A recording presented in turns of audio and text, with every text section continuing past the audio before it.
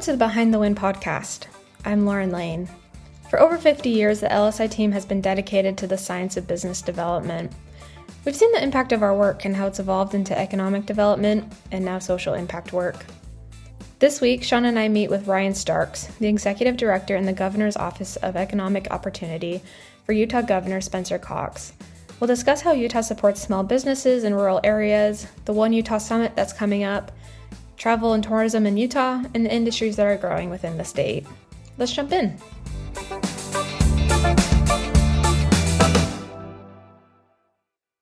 Ryan, thank you so much for joining me on this episode.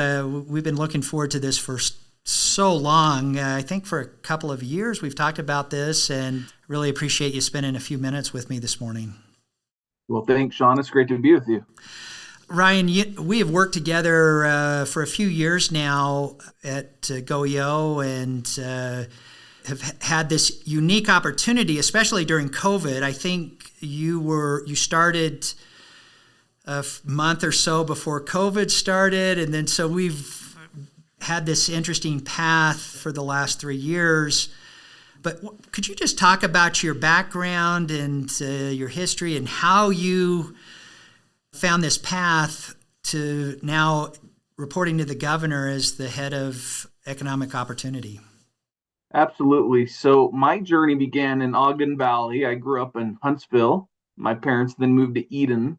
Yep. So it was an idyllic childhood. We would spend the summers catching frogs, getting in fist fights with the neighbors, riding horses bareback. And I worked at Wolf Creek Golf Course, went to Weber High School, and just had a wonderful upbringing.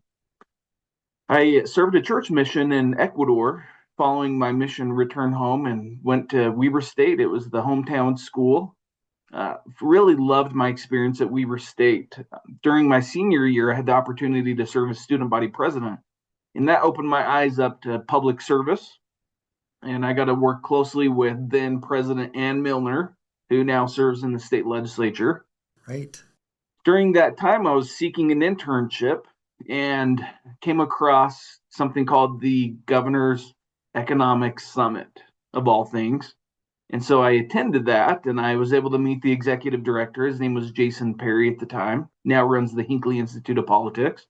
Right. Said, "Hey, Jason, I'm Ryan. I'm a senior at Weber State. I'm looking for an internship to kind of put a bow on my educational experience." And he said, "Well, you're in luck."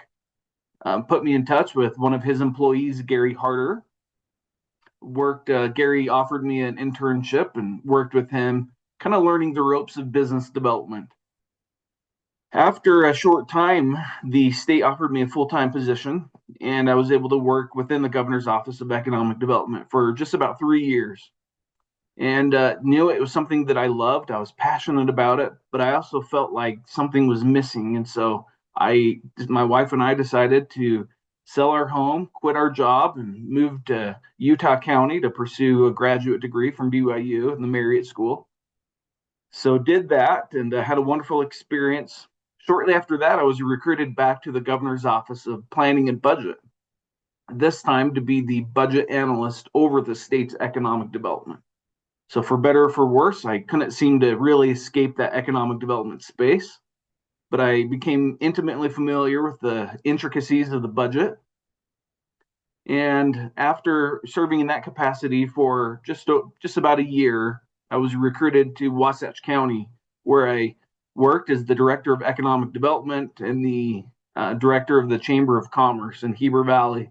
And I loved Heber Valley. I loved every day of work. It was a wonderful opportunity.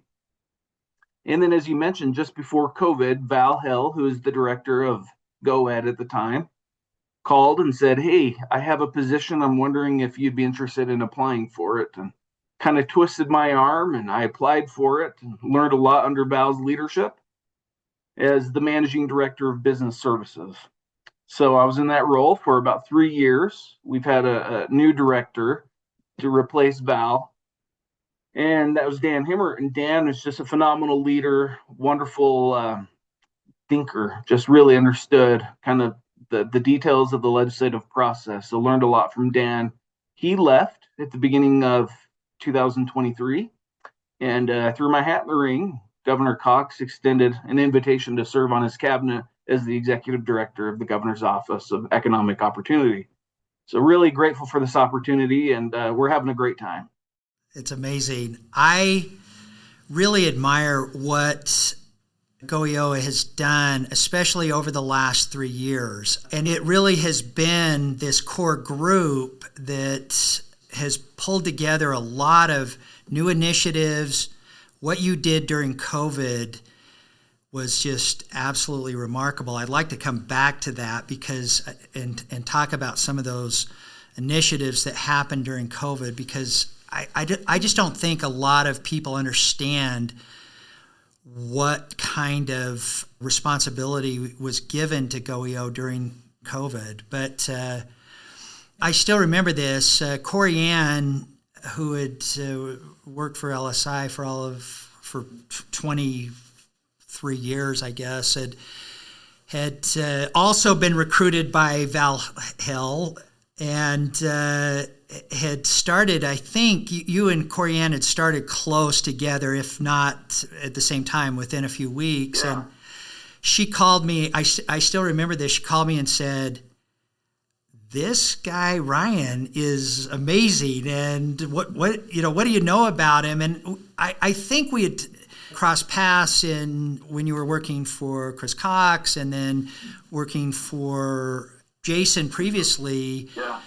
But had not had a lot of direct interface. And so it was great getting to know you. And we'd had a few meetings, and then immediately everything shut down and during COVID. And that was an interesting time for the organization, and especially for some of the things that you were doing. Maybe talk about that period, because you had only been in for maybe a month or so when the state shut down due to COVID. Yeah. So both Corey Ann and I, Corey Ann, let me say, is a great friend and wonderful colleague. She and I both started in November of 2019. We kind of, made a pact that, hey, let's get each other's back. We're going to learn this together, and we're new to this position. And so she and I had some good things going. And then, just like you said, a short time later, March, we got the announcement that basically everything was shutting down. And so we went from doing our normal jobs to basically responding on a everyday basis of new programs, new grant opportunities, dealing with crises after crisis after crisis, and really just trying to do everything that we could. Part of our mission statement is to do business at the speed of business. Sometimes people don't think of government as really an agile entity that can move quickly. But we received a lot of grant money from the legislature and from the federal government. And really, it was Corey Ann's leadership that really helped crank out these grants. We had a really good process in place. In some cases, we would receive a grant application. Within 48 hours, we would approve it. And then 48 hours later, we'd have a check in the mail. And so that typically doesn't happen with state government, but we feel like we're different, that we're built differently. We have a great team, and throughout the process, it was like building an airplane while flying. And we learned a lot about ourselves, a lot about our team, and just a very difficult experience, but one that we treasure. And we're grateful that we went through that and that we could provide some level of support to the business community. During the last 3 years, LSI has been partnering with the governor's office for nearly 20 years on a various myriad projects and initiatives, and I have never seen so much change in the organization as what happened over the last 3 years. And during that period of time, I've heard from so many members of the legislature, the governor himself, and the governor's cabinet who has said, if you want something done in the state, give it to GOEO, because that team will ensure that it happens. And that your mentality and the team's chemistry really is about, let's make this happen and figure out how to make this work. And I think the team that you have built over the last few years really has been this very entrepreneurial leadership team that is focused on results. It's incredible. Yeah, really, I like your point of the mentality. It's we don't know everything, but we know that we can find the answers, and we have this can-do attitude. And my team really exemplifies that every day. They're wonderful to work with, and as a result, to your point, we tend to be the office that the legislature goes to solve complex problems, and we do our best. We don't always get it right, but we do our best. So, I heard a story one time of somebody that said, if you want something done and executed, give it to the busiest person. And that seems like it's the GOEO. You have every day you've got these programs and appropriations coming in that you're managing to create long-term strategic economic prosperity within the state of Utah. And it's fantastic. yeah, and we really value the partnership with the legislature. We really couldn't do what we do without their support. The governor trusts us, and we appreciate his leadership. And then partnering with the legislature, it's a great opportunity to get things done. And, we have a whole gamut of programs from water grants all the way to technical services for small businesses, and really just love what we're doing. And I think that makes all the difference, is just that passion for what we do. You have such confidence in the legislature, too, that whatever they want to see executed, they know that giving you the funding and the responsibility, it's going to happen. And that's exciting. That hasn't always been the case over the last 20 years. Well, and hopefully we can continue on strong with this theme, right? Oh, exactly. I know that a lot of the work that you have been doing for the last 3 years has been focused on rural Utah, and this has been a significant part of the governor's agenda and platform. And could you talk about the Rural Outreach Initiative and some of the programs that you have implemented in your prior role and now as the director? Absolutely. Well, it starts with the programs. And so I was on the other side of the fence in Wasatch County, where I was the recipient of many of these rural programs. And while good, none of them were really truly great. And we had too many. They were kind of clunky, and they would apply to some pockets of a county, but not other areas. Sometimes it would depend on the average income of one city, but the neighboring city wouldn't qualify because they made just a little bit too much to qualify. And so there were just some weird dynamics associated with these programs. And I think the intent was really good to help rural Utah, but we just weren't moving the needle. So 3 years ago, we worked closely with members of our legislature, a lot of our rural champions, and we said, what can we do to kind of simplify the process? So we actually took 10 different rural programs, went to the legislature and said, hey, we're offering these up on the sacrificial table. We don't want them. They're not good. They're not helping. And so I think the legislature was taken back, like, wait, you're giving programs back? You're giving money back? That just doesn't happen. So we introduced a couple of more effective programs that provide grant monies to different rural communities. And then the difference is, it used to be a top-down approach from the state. And we would say, here's the program. You have to meet your local needs to fit the criteria of our programs. But then we kind of reversed the model, and we said, let's not make it a top-down, but a bottom-up approach. So we asked the counties, tell us what your needs are and let us meet you in the middle. Let us help you get there. So the needs of Rich County are very different than the needs of Grand County, as you can imagine. Right. So that's been wildly successful. So we just have a couple of programs that really move the needle. And then the other part, that as we kind of examine this, our rural communities need boots on the ground. They need support. And it's hard for any one or two people to travel the whole state 24/7 and meet every single county every single week. So we said, well, what if we actually hire outreach managers and put them over a region of 4 or 5 counties let them be the liaison to the counties, the cities, the chambers of commerce, the economic developers, the business community, and kind of provide that resource from the state, that liaison from the state perspective. And now that seems to be working really well. We have 4 outreach managers in place. We expect to hire a 5th one in July. And the regions, the counties are happy because they have somebody that's kind of rooting for them on their team, somebody that's representing our office to them, and it's a really good model. So I'm really excited about this. As you know, we have, for a few years now, we've been working with the state on identifying and capturing federal grants, and now working with the municipalities throughout the state on this has just been fantastic. And for GOEO to be the catalyst for this is incredible. It has been needed for so long, and to see this implemented has been exciting. yeah, and to your point, Sean, we appreciate your staff. So we have this partnership with LSI.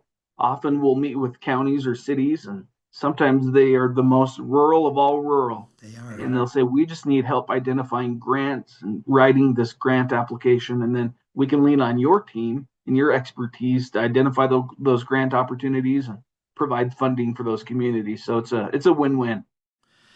I love how there is some coordination between the state strategy and the municipalities, and more so than I've ever seen in the last 30 years of working with the state and the governor's office on these various initiatives. It's been needed for a long time, and I love seeing this happen. And I know that for the last 3 years, a lot of your focus has been what can we do to support the rural communities and help them collaborate, win federal dollars, win state funding and appropriation. So it's really exciting.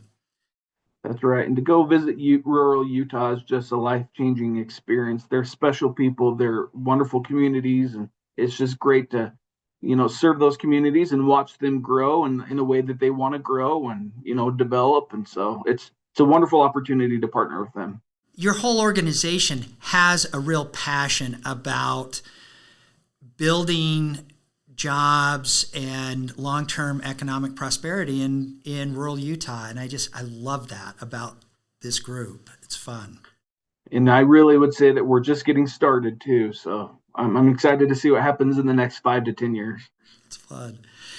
One of the other initiatives that we've been working with your organization now for about 20 years is what used to be known as PTAC, now Apex, and it has just quietly built jobs through business development for the last 20 years. And maybe talk a little about your focus around small business as well, which really aligns with the rural initiative. Yeah. Well, small businesses are really the lifeblood of our economy. We recognize the hard work that men and women put into their small companies every day. So we need them to succeed, because as a small business succeeds, they're able to give back in the form of scholarships and community support. They create jobs for their friends and neighbors. And really, it's the American dream, right? Is to be successful in a small business. So with that in mind, we have various tools to support the small business community. We work closely with our small business development centers.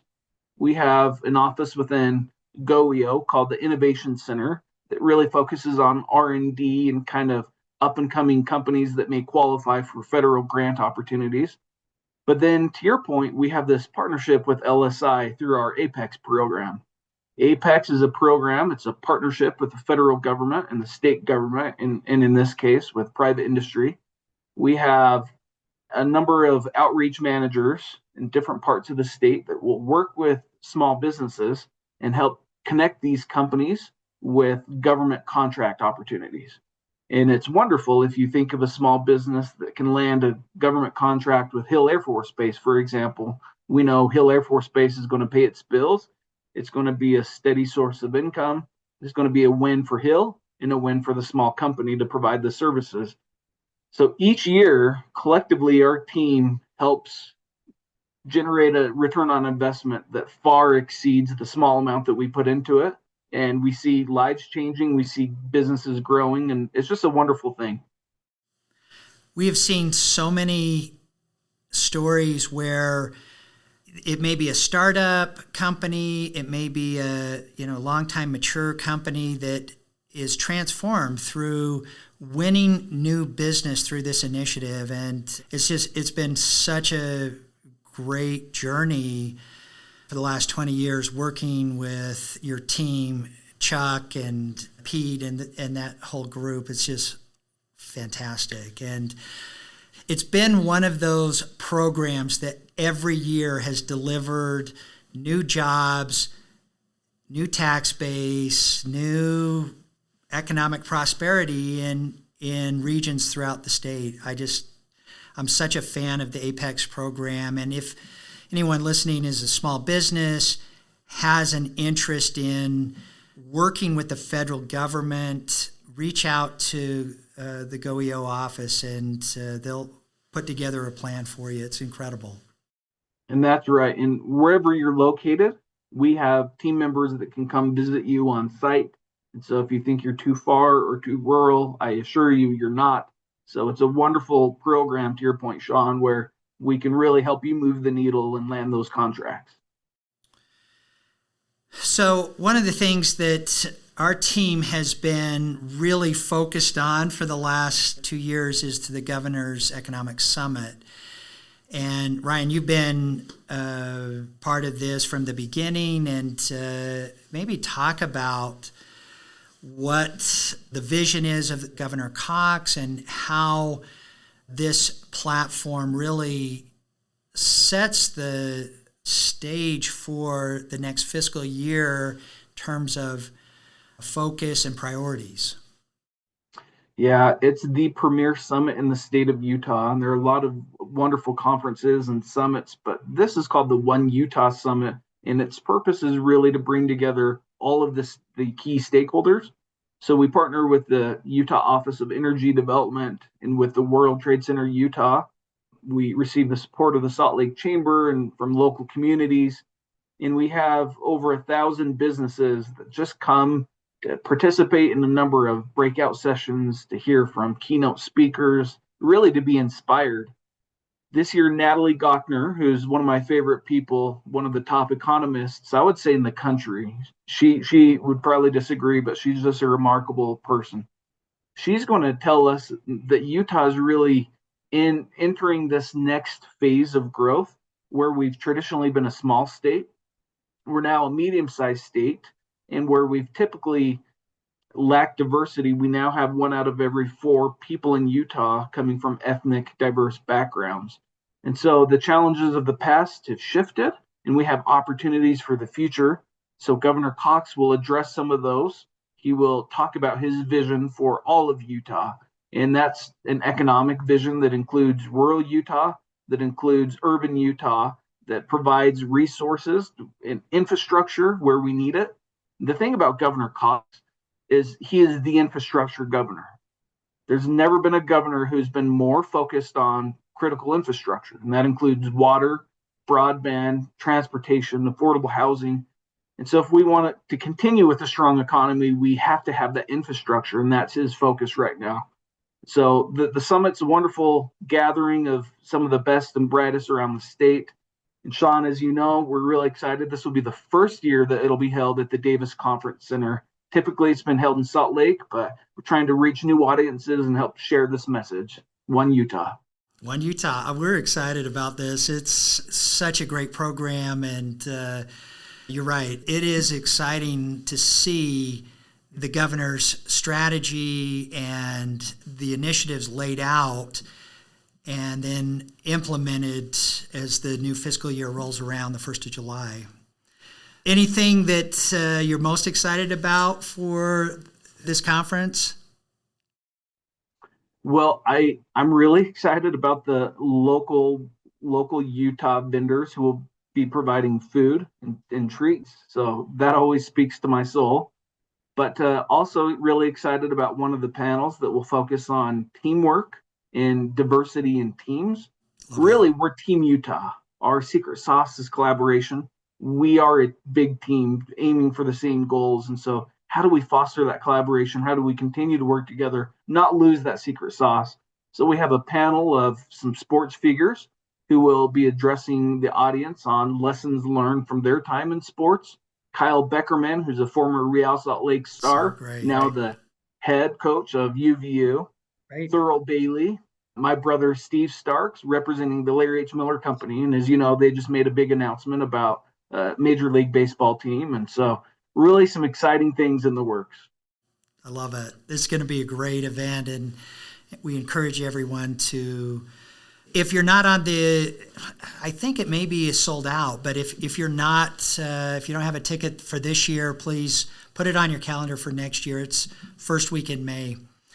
Ryan, one of the things that has always been a part of the economic engine of the state of Utah is tourism.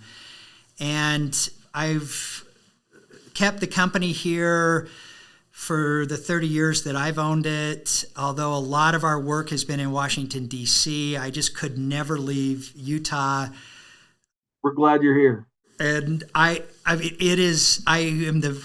think I'm the biggest evangelist for the state and what it has to offer and the access. But could you talk about GOEO's role in travel and tourism? Because oftentimes when we're looking at vertical markets and creating jobs around industries, we forget, or I mean, maybe I do, maybe it's me, that I forget how important travel and tourism is still to the state of Utah. We've done such a great job of diversifying that where it's not the sole focus, but it is still such an important part of our economy. Could you talk about GOEO's role in travel and tourism? Yeah, great question, Sean. So the Utah Office of Tourism and the Utah Film Commission are part of the GOEO team. So it's one of our divisions, and we have excellent leadership from Vicki Varela, who leads the tourism office. She's a seasoned professional and really gets it. So under her leadership, the Utah Office of Tourism has launched numerous campaigns over the past 10 or 12 years, and one of which was the award-winning Mighty Five campaign that highlights the 5 national parks. And then what's so cool too is we really promote the state parks. We have 46 state parks that are tremendous assets all the way from northern down to southern Utah.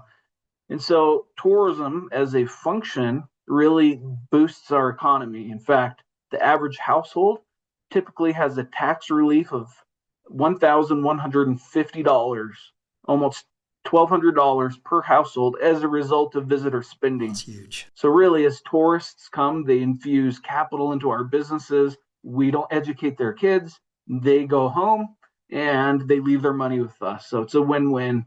That I would say the tourism narrative has shifted though, whereas we kind of went from quantity. I think now the focus is on quality. How do we develop sustainable tourism? How do we get that red emerald visitor, as Vicki would say, that highly desirable visitor who comes and treads lightly, who's kind of spending money and staying a longer period of time, really enjoying the whole experience and not just one park, but everything in between. And so that's kind of where the shift has happened, and we're seeing some great results. And it's not just the national parks, but the northern Utah, the Wasatch ski industry, the travel and tourism throughout the state, and what your team has done to position these jobs supporting travel and tourism has been phenomenal. And you're right, Vicki is just such an incredible individual. Yeah, and it comes down to the local partnership. We have a lot of, we call them DMOs, the destination marketing organizations, that take the lead on the local level, partner with the state, and then collectively we're able to attract some of those quality visitors. Another aspect of tourism is not just the outdoor recreation, but also conferences. And we're seeing a lot of great conferences in Ogden and Salt Lake, all the way down to St. George. And so kind of depending on your niche, there's an opportunity here in Utah. Hey, I went to a conference in your city of Huntsville just recently. Great. So That'll even spend a lot of money. even in the Ogden Valley, they're attracting industry, and again, it's just another one of those initiatives that GoEO is the catalyst for this to happen. It's overwhelming. I mean, even being a part of this for as long as we have, all of the various initiatives that GoEO is working as part of the strategy, the regional work, the industry and cluster and ecosystems that GoEO is building, and also tied to that, the talent and labor. And I think this balance of the labor demand and labor supply tied to the economic strategy has been a key part of GoEO's success over the last several years. And I know that is a major issue anytime there is a decision to go after an industry, go after an ecosystem, or develop that. Where's the labor going to come from? Absolutely. Talk about that for a minute on what you're doing and in collaboration with DWS even to create jobs around the labor supply. Well, it's a great question. And to your point, our unemployment insurance right now is 2.4%, meaning everybody's working. It's hard to find workers and then quality workers. And we have growing industries that have needs to expand, and they need technical workforce. And so part of it's a supply and demand issue. We can't fabricate workers, but what we can do is train our existing up and coming workforce. And we do that through a variety of programs. We partner closely with the Utah System of Higher Ed, and they have some pathway programs that really provide hands-on learning opportunities for high school students who can then transition nicely into the workforce, already trained and ready to go. We're also working closely on foreign credentialing. The legislature this past session passed a bill that enabled foreign workers who are here to utilize the skills that they've developed in other countries. So, for example, if you were a mechanic in Venezuela and you wanted to come work on cars in Utah, your licensure might not translate well in previous years. But now this provides a pathway for Utah to be able to lean on that expertise. And so we're working with some foreign workers. We're working with the Utah System of Higher Education, and then just listening to industry needs. There's a lot of unique tools and programs, some of which come from our technical colleges to enable and train the workforce and provide the skills that we need. So it's a constant battle. Our friends at Workforce Services are linked in our arms, and together we're doing everything that we can to just prepare the workforce for the opportunities ahead of us. It's fantastic.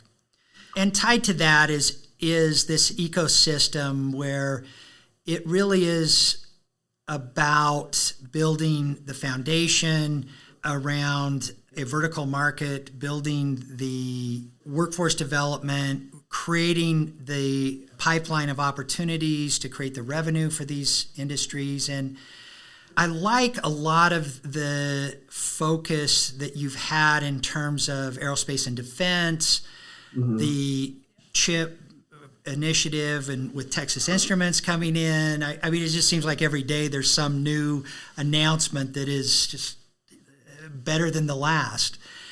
And I know that you ran this part of GoEO for the last few years, but what industries are you really excited about and see as the future of Utah in the next few years? Yeah, well, I like to joke that we need more swigs so that we can continue to, drink our liquid caffeine. All right, well, tell everybody what a swig is if you don't know what it is. Okay, a swig is one of those little drinks stands that you see, and there's always a line a mile long, and they make some of the best drinks. So I love it. But yes. Outside of swig, I think some of the industries we really try to base our decisions on data. And so we look at NAICS codes. A NAICS code is a Northern American classification, industry classification code. So every type of business has a code associated with it. So if you're a banker, you're in the finance industry. If you're, a tech CEO, you're in the tech sector. So we look at those numbers in the data to determine what are the best industries to focus on. And when we say best, we mean the durable industries that aren't going away, the industries that are paying good, wages and providing great jobs. We look at the industries that really make sense in terms of growth. There's something called the location quotient, which means the density of a sector within a geographic area. So Hill Air Force Base, for example, has a very high location quotient for aerospace and defense.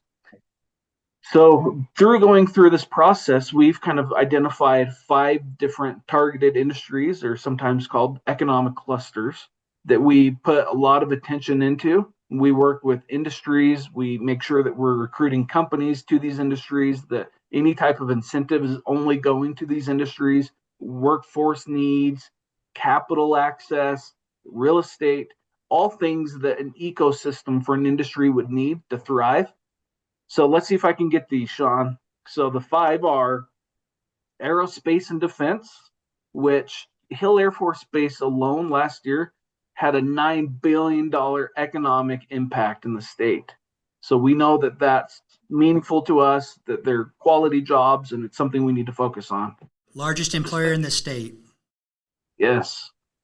The second industry that we focus on is advanced manufacturing. And I think COVID, if it taught us anything, it was that we need to nearshore our products and really retool our manufacturers so that we can have access to critical needs here domestically. Additionally, we have financial services. Our banking industry is strong, it's healthy, and it continues to grow. Financial services, I mentioned, and then technology and information development, I think, is super important. You think of Silicon Slopes and the good work that they're doing, it really permeates all aspects of the economy. And so we've done IT, financial services, and then the 5th one is life sciences and healthcare innovation. And we have a new association called BioHive. Yes. It's really the marketing arm of the life science community. Life sciences actually just surpassed tourism in terms of economic benefits to the state. And so we have these wonderful industries, 5, then you factor in tourism and film on top of that. And it's a successful, I would say, combination for, a healthy economy. And such a diverse ecosystem in those 5 clusters that has positioned the state to be the leading economy in the U.S. And it is, I think we've worked closely with Virginia, who is furious that Utah, for the last several years, has displaced them as the best economy in the U.S. And it really has been a solid strategy and execution of the GOEO team that has allowed and been the conduit for this to take place. Well, Ryan, thank you so much for carving out this time with us this morning. What do you do when you're not creating jobs for the state of Utah?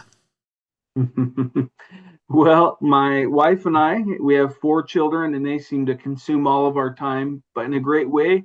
My daughter dances, my sons wrestle and play soccer and tennis, cross country. So we feel like our lives are really devoted to our kids at this point, and we love them. We're grateful that we live in a state where they can have opportunities to thrive, and that's the goal. So love it. Well, I love what you're doing, and working with your team is just incredible. This is some of the best and brightest in the state of Utah is leading this effort. And thanks for this partnership and that we've had with you and the organization for all of these years, and looking forward to achieving this next level of strategy, executing the governor's strategy, which we'll hear about during the Utah One Summit, and excited for the future of Utah. It just keeps getting better. It does. It's a great time to be a resident of Utah, and I really am convinced that our best days are still ahead of us. I agree. As good as we have it now, we have a really bright future. I agree. Ryan, thank you so much. Anything else that you want to talk about before we end? Go Jazz. Go Jazz, right.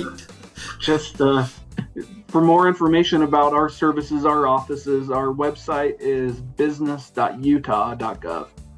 And we'll link to all of these initiatives that we've talked about in the episode notes, and I'll see you at the summit. We're excited. All right. Well, all right. Thank you, Sean. Thank you. Appreciate it. Take care. Bye-bye. Bye.